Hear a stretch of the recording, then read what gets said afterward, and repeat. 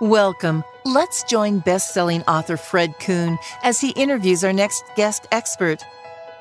Hi, everybody. Today, our guest is Eric Johnson. Eric is a senior executive leader, former naval officer, 30 years experience in HR across military, healthcare, transportation, defense, biotech, pharma, IT, and nonprofit. He has a degree from the Naval Academy and a master's from the Naval Postgraduate School. Welcome to the show, Eric. Thank you, Fred. It's good to be here.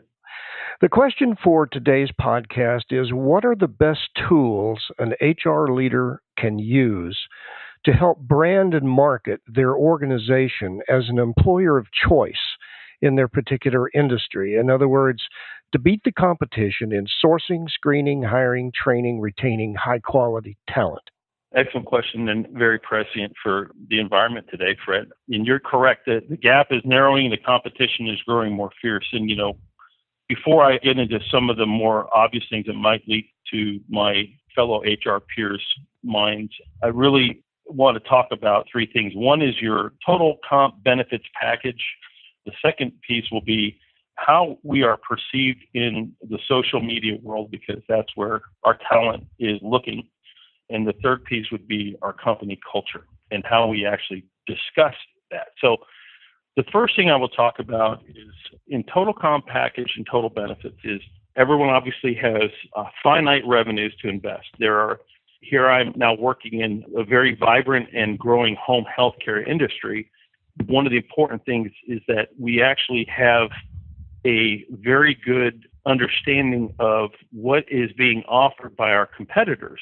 You hear a lot about when you see attrition from a company or you see people leaving, everyone always assumes it's always compensation and benefit. And I would put forward that, yes, those are important. Obviously, people want to be well compensated, just like you and me, for the work they do and for what the market will sustain for their level of employment. But you also have to understand that doing some market research analysis and understanding of what the competitors in your particular industry are offering for, and not just entry level, but also for mid-level and senior level. And I would put forward that your comp package does not have to be the high end. We have some competitors that, quite frankly, throw a heck of a lot of money at their new hires to attract them initially, but they don't have the culture or the retention or the engagement behind that to sustain the employees for the long term. So they have high turnover.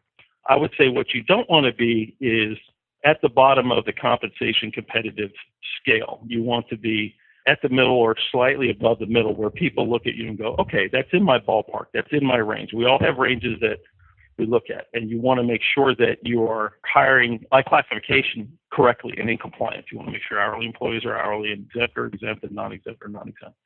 You also want to look at their benefits packages if you can. And this takes some work because you have to actually do some research and you have to talk to former employees who've gone to other organizations. There's some publicly available information, but companies closely guard this information for a good reason. But you need to understand that you have to have a very good comp and benefits capability to make sure that you're at that middle of the fulcrum or slightly higher, so that when you get to offer point for either entry level or mid-level or senior level, you're not off the scale on the bottom side. And you hear, I'd love to work for you guys, but you don't pay enough. Okay. You can also get an understanding of what that requires in comp and benefits, obviously.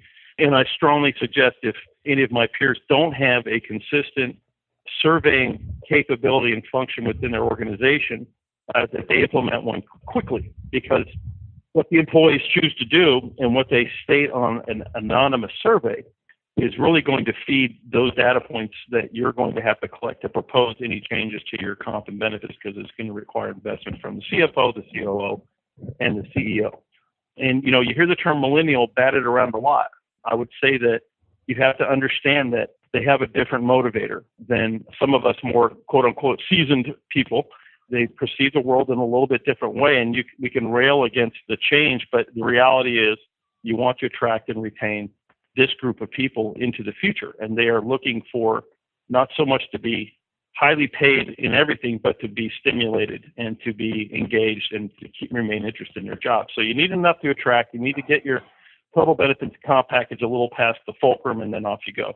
The second piece I would say is, what does your media presence look like at social media? We cannot ignore millennials and X and Y generation folks, and even to some extent the back end of the baby boomers live in social media.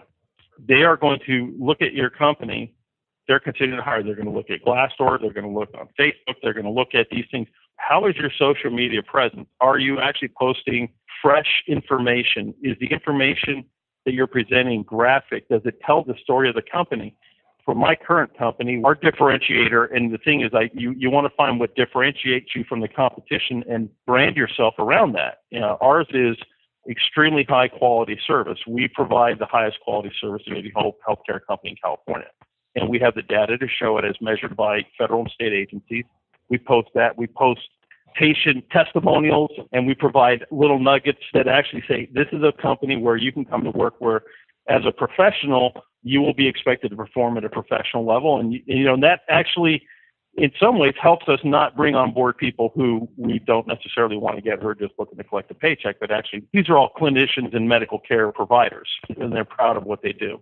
So you appeal to that pride by the level of quality. So you find that differentiator in your company, you make sure it's footprinted all over your social media. Make sure your website for the company is ergonomic, it's easy to use, it's easy to get around in, it has good graphics backed up by good detail, because that's how people communicate today. Finally, I would say you want to make sure that you take a long, hard look at the culture of the company and try to capture what that culture is and include that in your brand. You have to have a tagline, you have to have a brand that's perpetual. Johnson & Johnson has the same vision statement I think they've had for 110 years, and it has sustained the whole time. Our current motto for this company, come home, get well, live life. And that is transposed across everything, and it speaks to what we are in one simple sentence. It's communicated, and you communicate that internally and externally.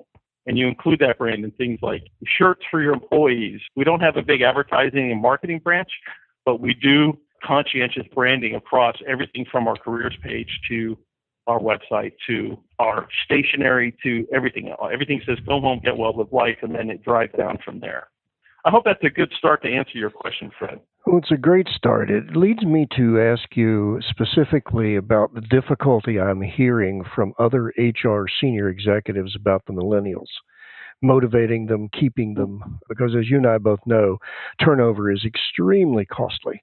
And so how do you appeal to the millennials? Because as you said, they do have a different approach and motivations than those of us who are over 40 or over 50 have.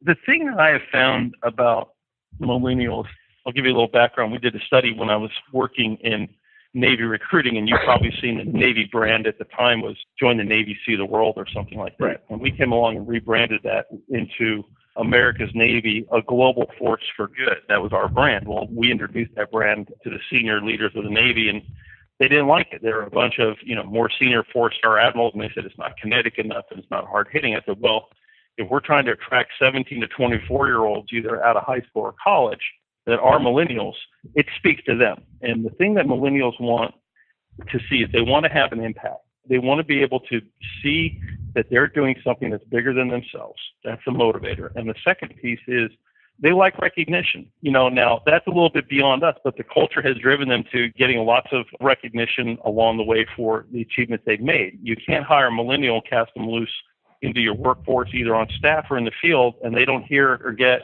a thank you or a pat on the back. So you have to instill a culture of, we recognize what you're doing. And some people say, well, we shouldn't have to say thank you. They're doing their job, we're getting paid. Well, great. That might have worked in the 1950s and 60s or for our generation, Fred, but it does not work for these. So it's recognition for doing a solid job in communicating back to them.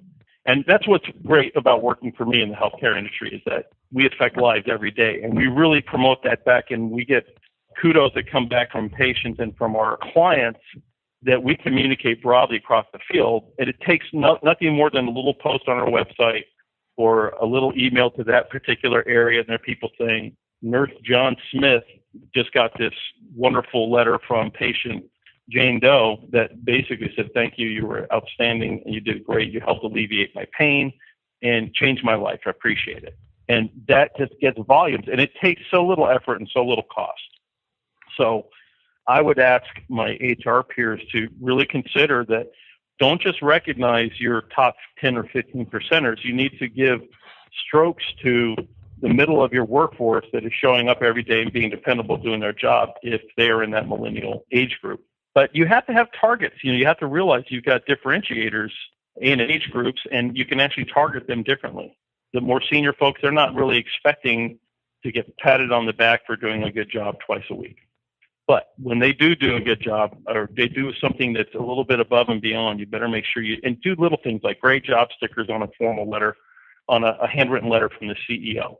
Hey, thank you so much. Put it on their desk. They post them all up all over the office. They just love it. Like, oh my gosh, this is great. Hey, thanks for saving the company $20,000 by doing this. Great job. Here's $1,000 on an Amazon gift card. Off you go. Little things like that go along when they spread such goodwill, and it develops a loyalty. One of the things I learned in leadership in the Navy and after is you can't fake give a darn. You can't fake caring about your people. And if a leader, you see them out quickly. If it's all about them and it's all about their success, and you don't care about your employees as if they're part of your extended family in a leadership position, these people, our employees rightfully so are expected to be inspired, informed, transparency, and they want to be part of the culture and the family that is the company that they're in. This is where they're going to make professional and personal friends. You build a community, if you will, a commune, if you will, within your organization, where your culture, where they identify themselves as, I'm a CVH care clinician and I'm proud of it. And then you've achieved a certain goal, and that takes effort, but not so much cost. Well, our time is up, Eric. Do you have any final thoughts for your HR colleagues?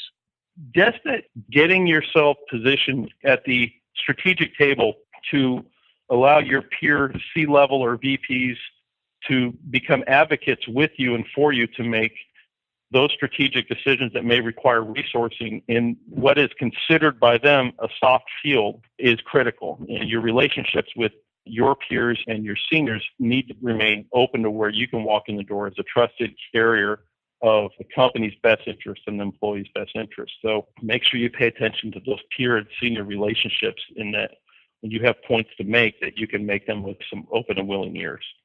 Once again, we spent a terrific 15 minutes. Eric Johnson, our guest today, senior executive leader, former naval officer, experience in transport, defense, biotech, pharma, nonprofit, Naval Academy graduate, and with multiple honors. Eric, it's been a pleasure having you, and I thank you very much for sharing with your colleagues about this issue. Thank you for visiting with us. We welcome your comments and suggestions and look forward to having you join us soon at Workplace Strategies.